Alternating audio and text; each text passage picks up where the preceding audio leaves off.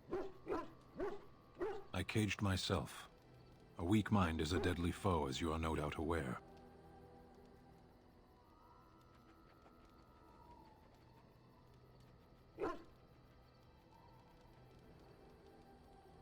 That is complicated. I told you before that I was sent here. I was not sent alone. I came to your lands with 7 of the Beresad, my brothers, to seek answers. We made our way across the Ferelden countryside until the night we camped. They came from everywhere. The earth beneath our feet, the air above us. Our own shadows harbored the darkspawn. I saw the last of the creatures cut down, too late. I fell. I heard the stories of Ostagar. Your kith stood their ground when others fled. No one can do more than that. I don't know how long I lay on the battlefield among the dead, nor do I know how the farmers found me. I only know that when I woke, I was no longer among my brothers, and my sword was gone from my hand. I searched for it, and when that failed, I asked my rescuers what had become of it. They said they found me with nothing. I did. I knew they didn't have the blade. They had no reason to lie to me. I panicked. Unthinking, I struck them down.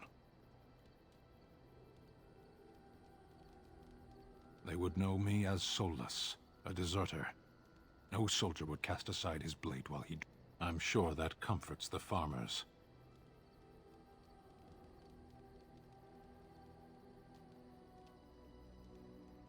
We know who we are, and what we are meant to be.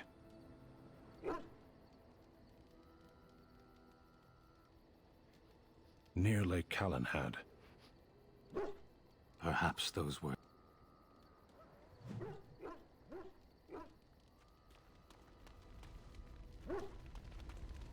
What do you need? Ask away.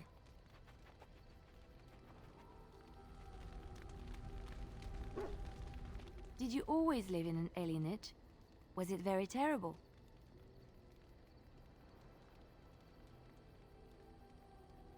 That is good to hear. I have never been to the Denerim alienage, but I hear that life is hard and there is so much squalor. In Orlais, most Alvan servants live in the homes of their masters, often in great wealth and luxury.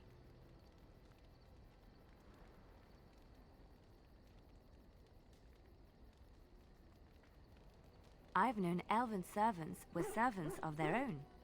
A well-trained elven servant is highly valued in Orlais. They are nimble and dexterous, and many people find them pleasing to look at.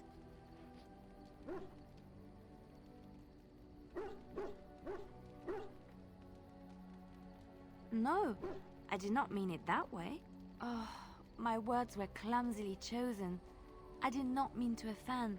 I am sorry.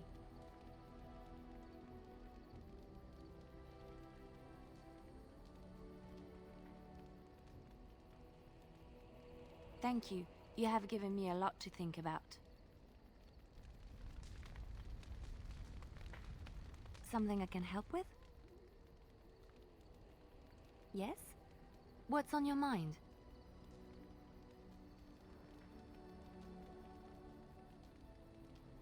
Where did you hear this?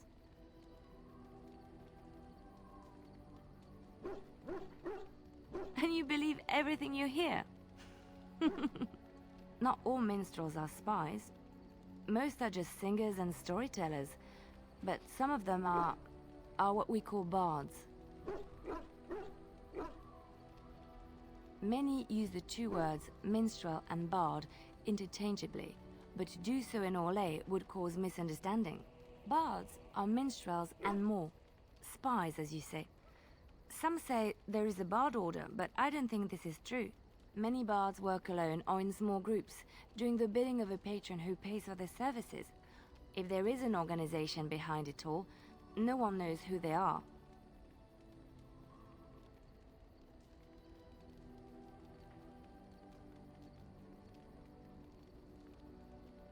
What do you think? They infiltrate, steal, sometimes assassinate? It depends on the bard. In Orlais, there is much rivalry amongst the Highborn. They fight over land, influence, and the favor of the Empress. But they could not do this openly because it is impolite, and in public, they wear smiling faces and pretend to be civil. In secret, they plot and scheme to destroy each other. It is a game completely meaningless to anyone but its players.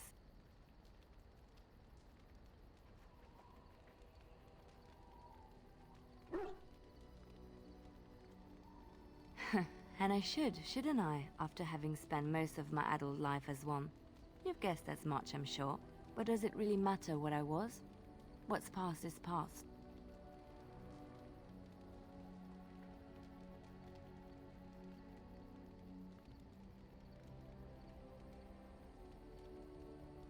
My skills served me well, but the day finally came when I decided to just put them aside.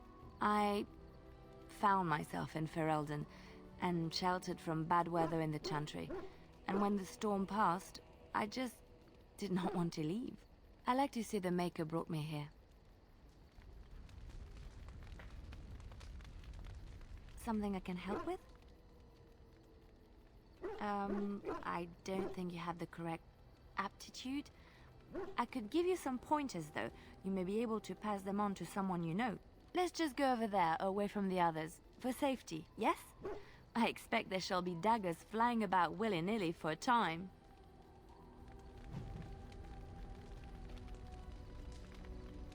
Something I can help with? Yes? What's on your mind? My mother was from Denerim, and I consider myself a Ferelden. Mother served an Orlesian noblewoman who lived here when Orlais ruled. When Orlais was defeated and the common folk began to resent the presence of any Orlesian, the lady returned to Orlais. She took my mother with her. I was born in Orlais and did not set foot in Ferelden till much later. Mother was always telling me stories of her homeland. I think she missed it.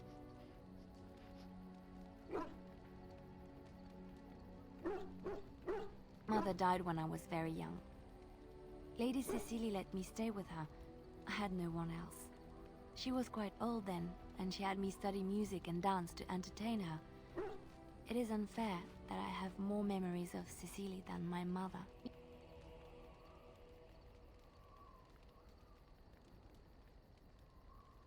She was an elderly lady, very refined and proper. She had impeccable manners and taste, more so than a lot of Orlesian ladies. Cecily was also kind. My mother was unmarried and with child. It was scandalous, and Cecily had every right to turn my mother out. She didn't. Strangely, the only thing I really remember of Mother was her scent. She kept dry flowers in her closet amongst her clothes, small white Ferelden wildflowers with a sweet fragrance. Mother called them Andrastis Grace. They were very rare in Orlais. But enough about that. Let us move on. Something I can help with? Yes? What's on your mind? I miss Val-Royeaux.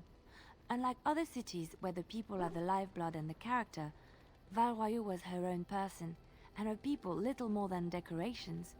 There was always music in Val-Royeaux, streaming from the many windows, quiet refrains and triumphant choruses, and always, floating above that all, the chant, coming from the Grand Cathedral. It was magnificent.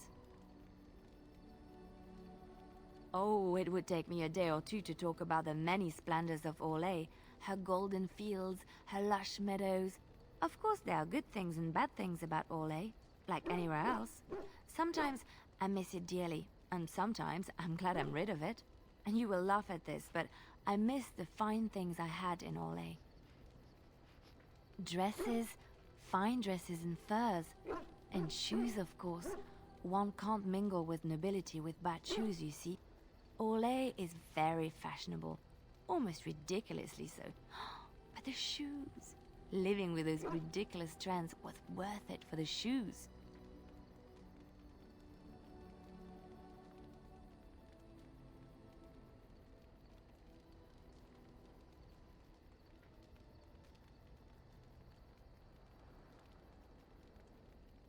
When I left Orlais, the fashion was shoes with delicate tapered heels and embellishments in the front, A ribbon, perhaps? Or embroidery?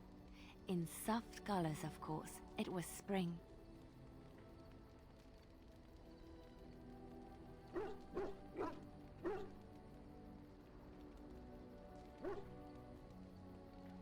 I wouldn't want to run in it, or have to enter battle, but for lounging in a lady's sitting room? Perfect. The shoes made in Orlais were exquisite. Not at all like these clunky fur-lined leather boots you have in Ferelden. Ugh, just look at them.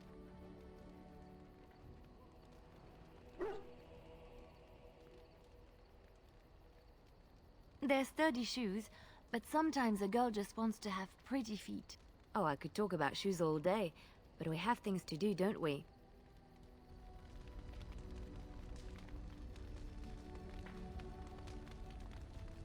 Something I can help with? Yes? What's on your mind?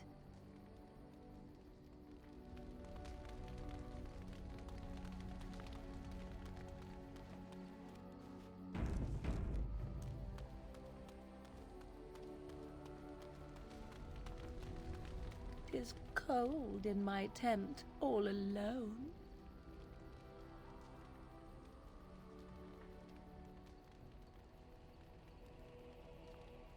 Why, it just so happens that I find you quite warm.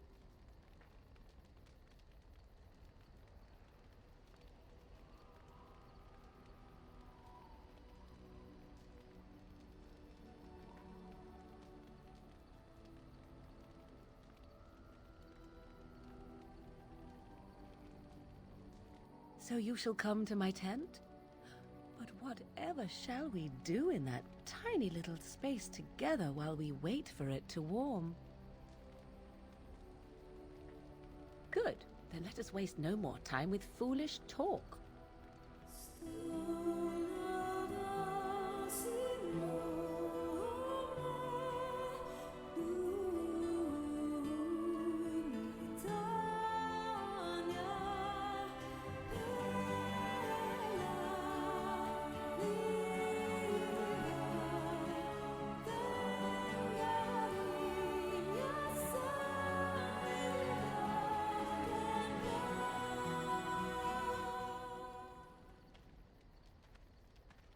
I see the stories they tell of Grey Warden endurance are not exaggerated.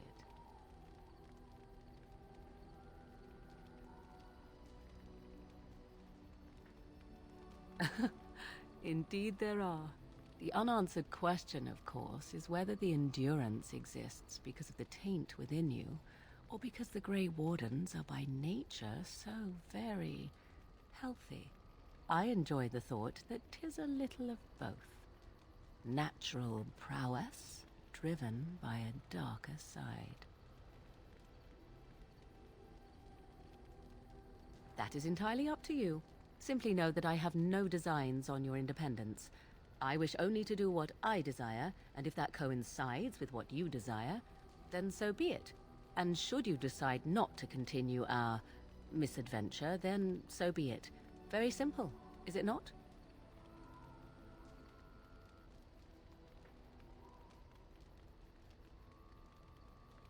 Then we should get along marvelously. Come then, let us be off before the others begin to stare.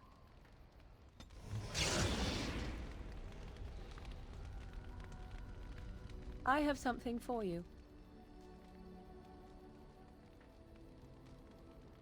I mean that I have a gift for you.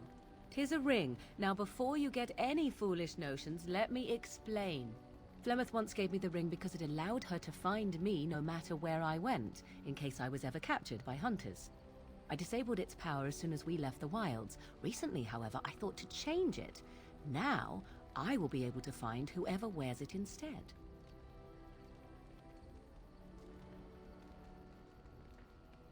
It is not to track you, you understand. I believe you are too important to risk. If you were to get captured, however, it would be far easier to find you with this.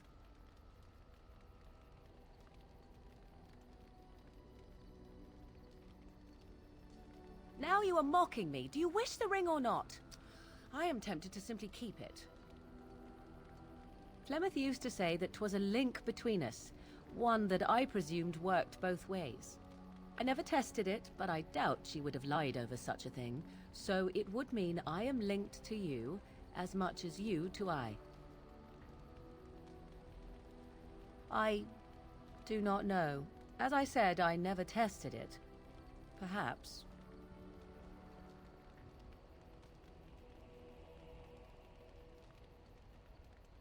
You are welcome. Perhaps it will be useful someday.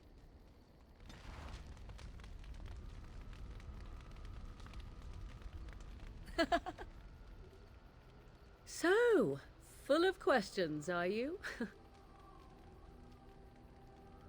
Possibly, if I had the desire to. I do not.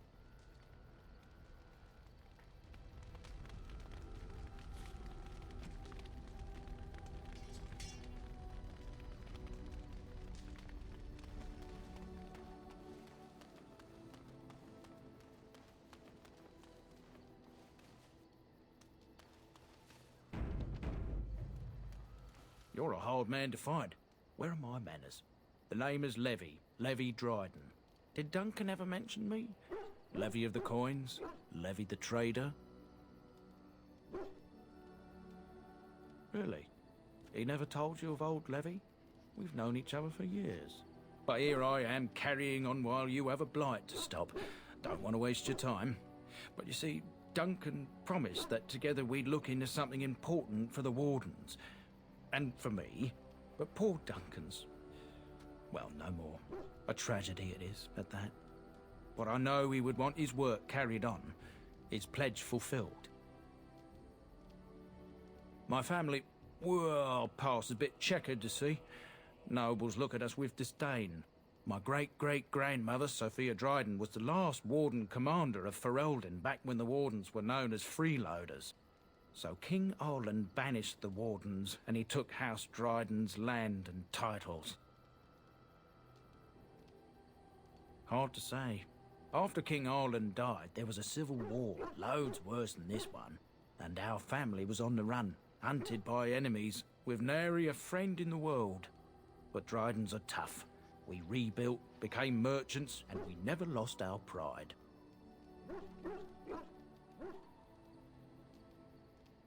Ask for the truth. My family reveres Sophia Dryden.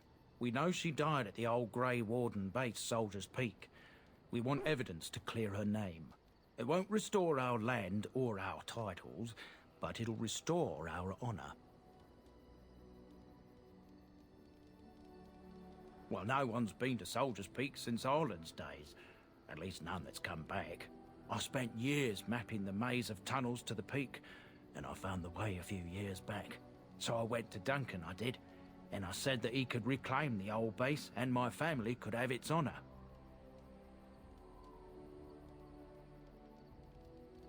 Darkspawn surfaced in southern Ferelden, and Duncan got plenty busy recruiting new Wardens and meeting with good King Kaelin.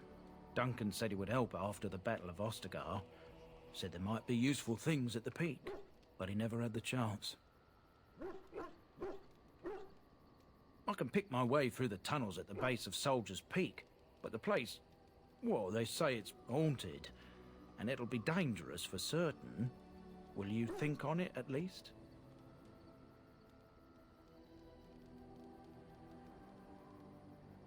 Soldier's Peak is strategic and symbolic importance. Duncan said that it would be worth it right there. He also hoped to recover lost Warden history and perhaps a few old relics. No one knows what's up there now.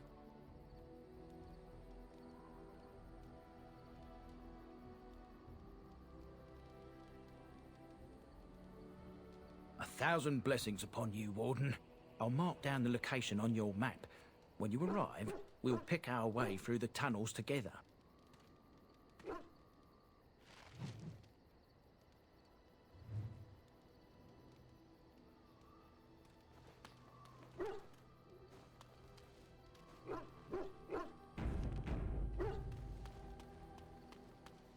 Oh, wait, you little... Your furry friend here took offense at me getting near his food. He snapped at me, look.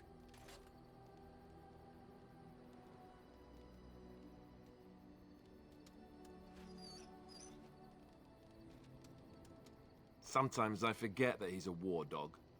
That'll teach me. I once heard a really old legend about how the Hound warriors in the days of the old tribes would feed their Mabari the flesh of the vanquished. Well, that's what I heard anyway. It would sometimes be human flesh. Oh, like you can tell the difference. For all you know, maybe you've already been fed something. Someone.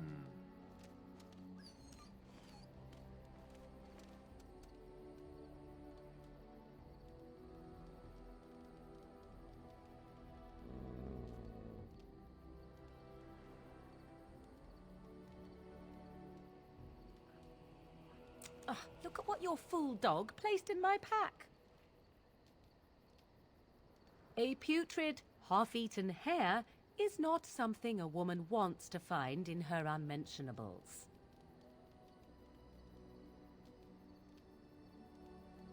The dirty mongrel can have this back. There. And tell him not to do it again.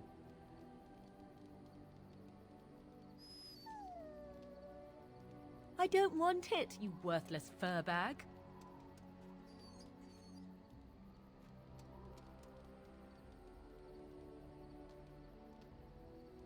Oh, he's just trying to be manipulative, I can tell. I do it too.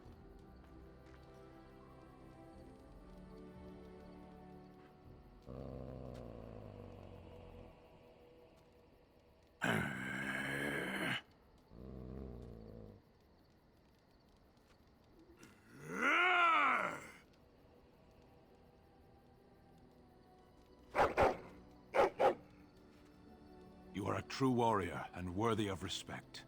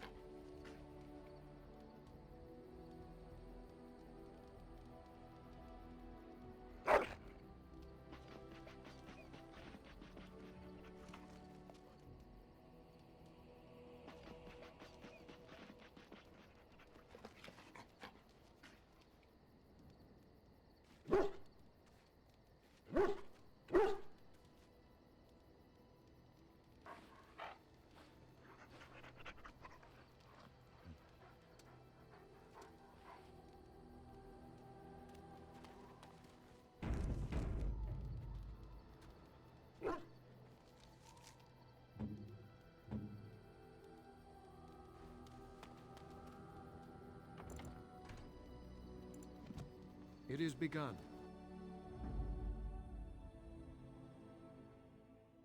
Indeed. Yes. Yes.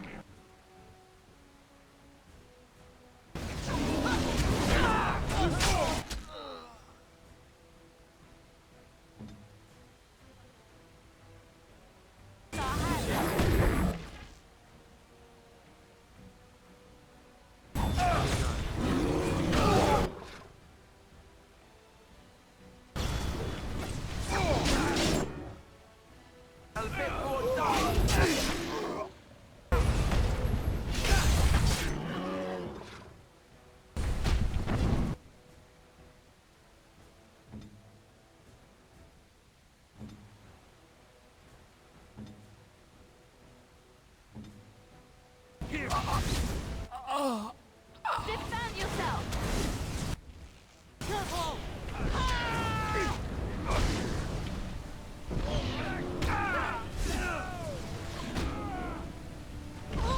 Most excellent.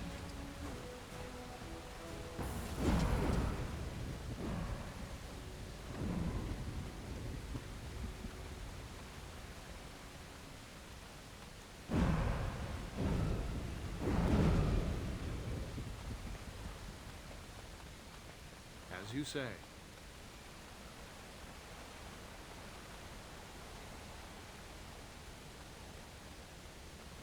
It shall be done.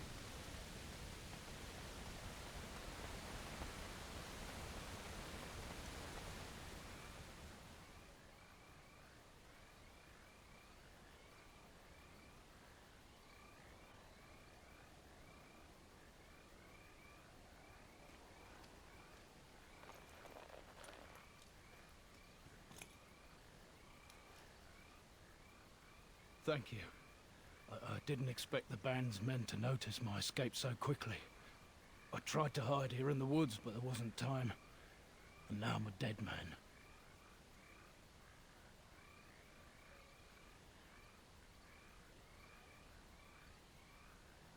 You were there in Ostagar. You know how things went. For me, it was either this, or die in some darkspawn's belly, or be hung as a deserter.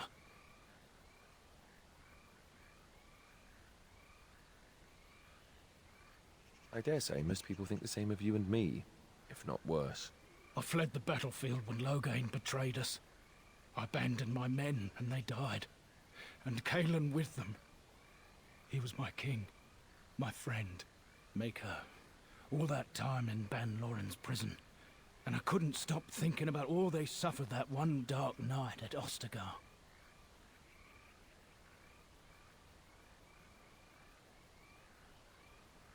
I know. Even had Loghain's men not turned their backs on us, the Darkspawn were too many. Even Cailan, for all his bravado, knew there would be no victory at Ostagar. The king entrusted me with the key to the royal arms chest. If anything were to happen to him, he said, it was vital I deliver it to the Wardens.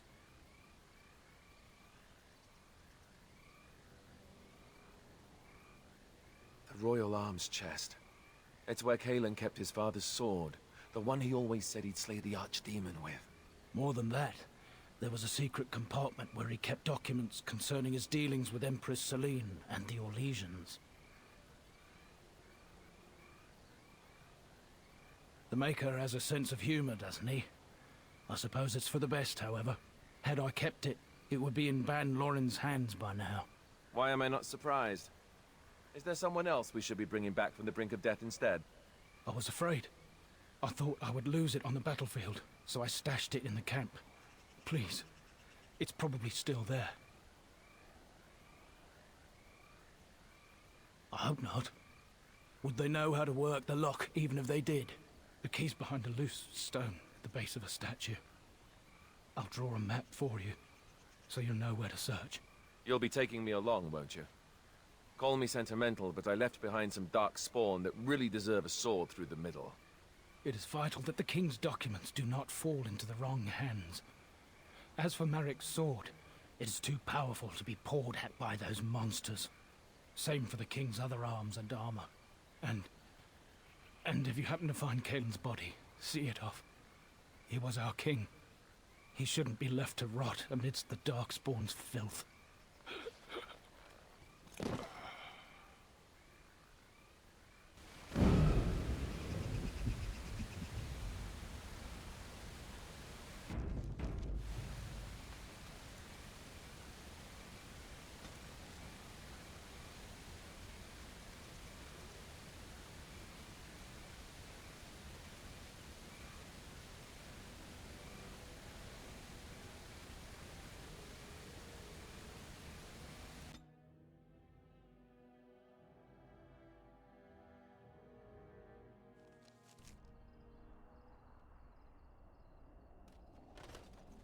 Back off! I was here first.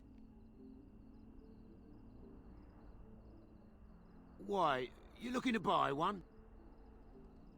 A Q what? Well, honestly, I don't have any swords. The spot was picked pretty clean when I got here. I got part of a glove the wolves didn't chew too badly, though. I think it was a glove, anyway. I know, don't say it, I got cheated. I knew the guy who was here before me. He sold me this spot. Said he'd found giants and all kind of crazy valuables. He didn't mention that he'd taken everything but the bones and the dirt already. His name's Ferrin. Squirrely little bastard, if you ask me. Which you didn't, but I said it anyway. He was going to Orzammar, he said. I imagine he's gotten there by now. If you find him, tell him I sent you. It'll scare the piss out of him. Ha! You called. As you wish. This spot is mine. Find your own.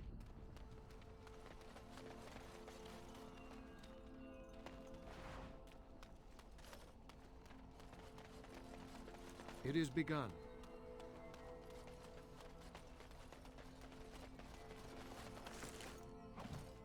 I shall do it.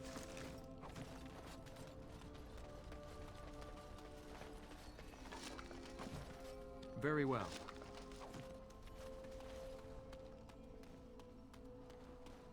As you say.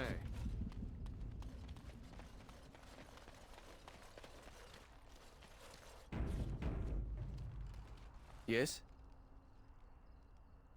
Oh? What was this about? Oh, I see. Tauren must have sent you. I refuse to answer to a pawn of Tauren. Come, men, to arms! Ah!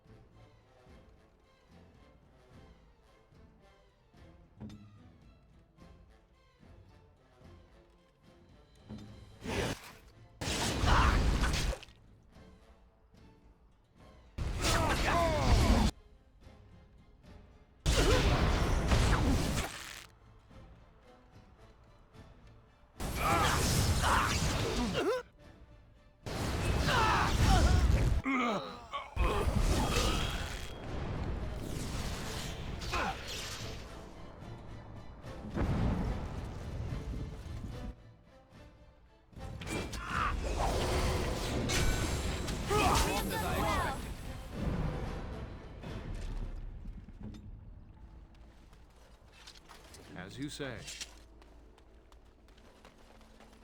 Very well.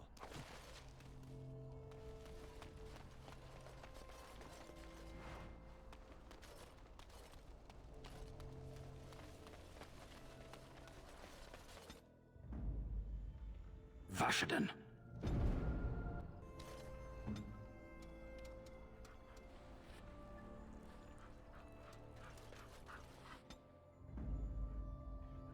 Yes.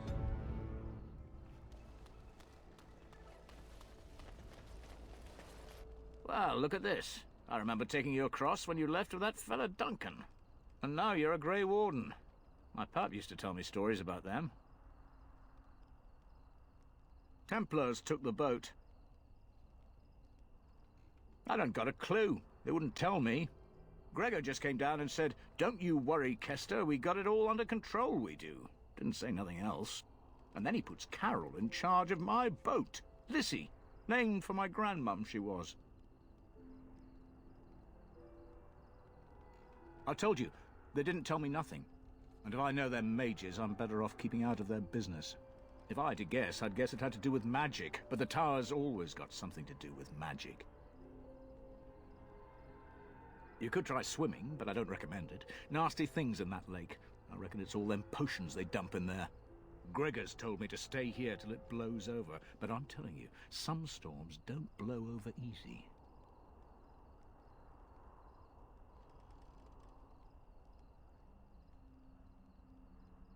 Maybe you could at that. I'm sure your mind's all afire now, eh? I reckon it's good for them mages. Gather them all, learn them some proper magics. I know what they say about mages, but the Maker made them for a purpose. If you can't trust him, who can you trust?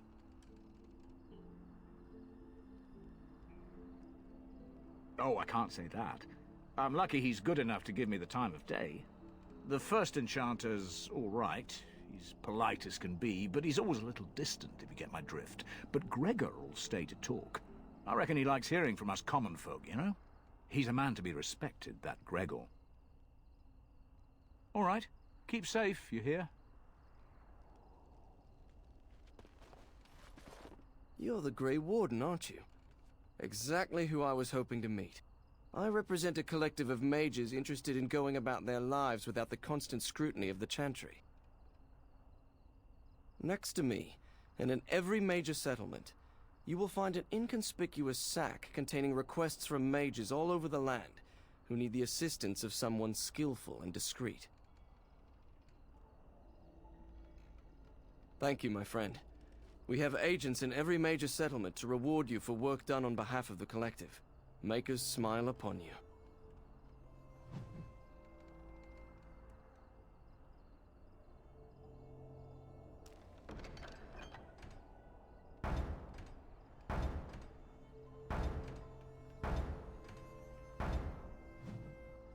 The client is very pleased. Come back soon.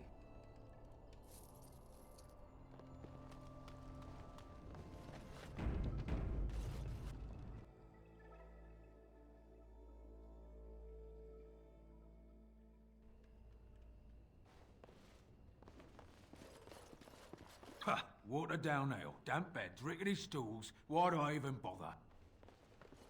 Good day. What are you looking at? Can a man drink in peace? On my way.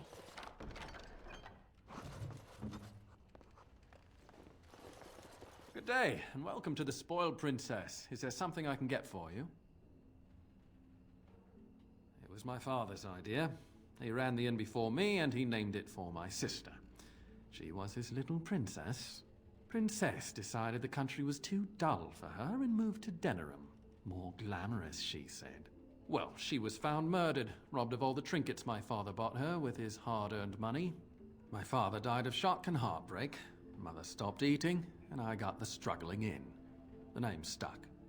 That's the story. Of course. What would you like?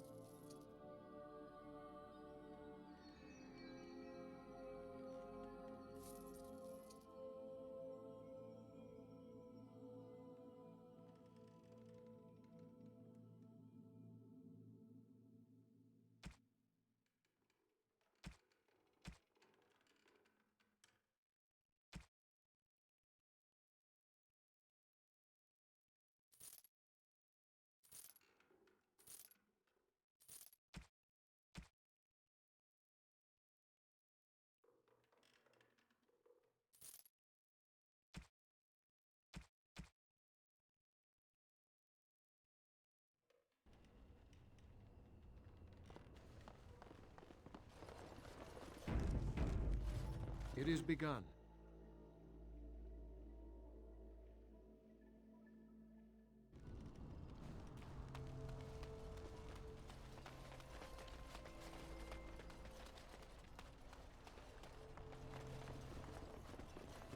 You're not looking to get across to the tower, are you?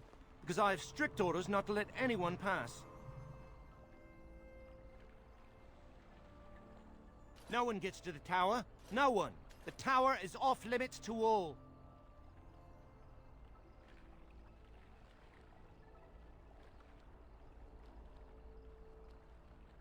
Oh, you're a Grey Warden, are you? Prove it.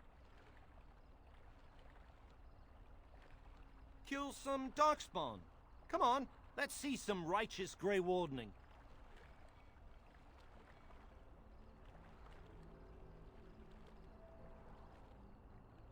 Ugh, semantics. Anyway, it was nice chatting with you. Now, on your way, right now, go.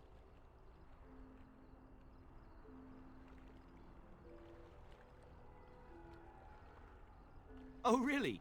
You think Gregor would be upset with me for not letting you in? Wait, actually, he would. Good point.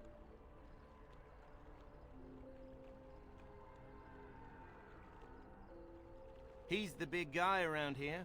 I bet he could deal with one Grey Warden. Alleged Grey Warden. Well, you want that I should take you there now? Come along, I suppose.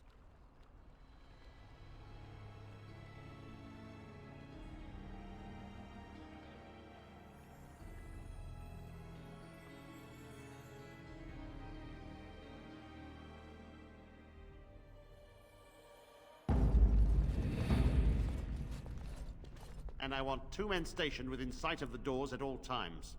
Do not open the doors without my express consent. Is that clear? Yes, sir. The doors are barred.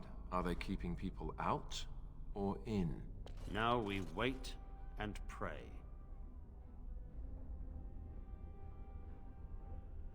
I don't have time to entertain visitors.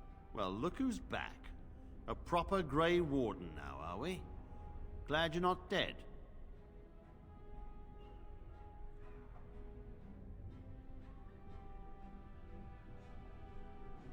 I shall speak plainly. The tower is no longer under our control. Abominations and demons stalk the tower's halls. We were too complacent. First Jowan, now this. Don't think I've forgotten your role in Jowan's escape.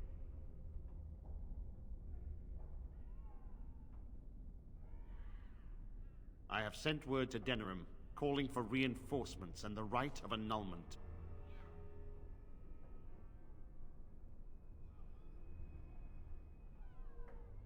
The mages are probably already dead. Any abominations remaining in there must be dealt with, no matter what. This situation is dire. There is no alternative. Everything in the tower must be destroyed so it can be made safe again.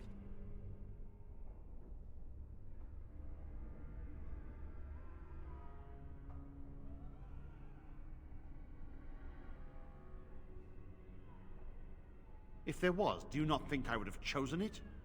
There are only abominations left in this tower. No one could have survived those monstrous creatures. It is too painful to hope for survivors and find nothing.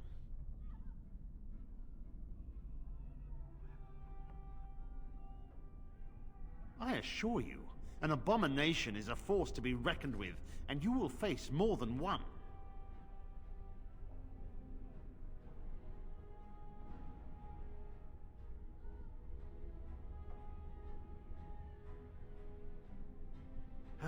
Arrogance hangs about you like some fell cloud, doesn't it? If you succeed, I would owe you much. Enough that I would pledge my Templars to your cause. Without word from Denerim, I must determine our course. Surely destroying Darkspawn is a worthy goal.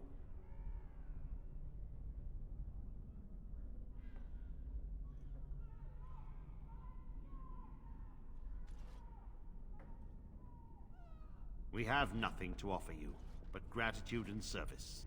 I have heard the tower holds many valuable artifacts. I expect we'll have to consider them lost or destroyed.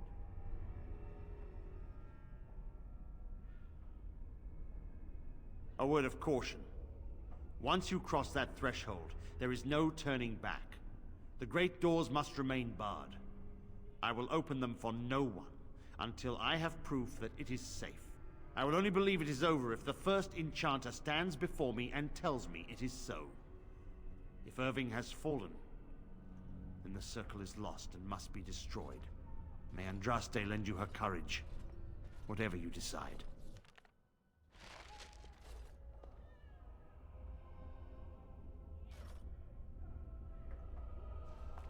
Stay away from the tower if you value your life. My wounds! They burn! It's unbearable! Be on your guard. They could attack at any moment.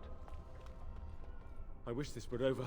We're running low on supplies, and I don't know how much longer we'll last. We need the abominations and demons out of this place, if that's what you mean. If you have anything to trade, that would be helpful too.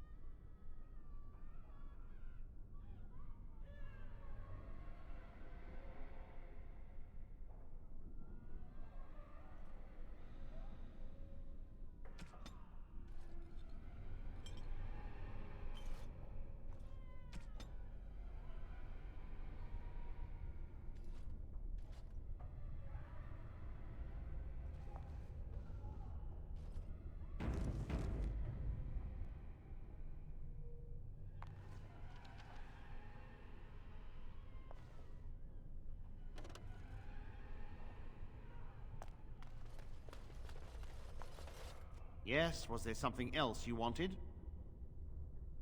As I said, I do not know. Perhaps you will find answers in the tower.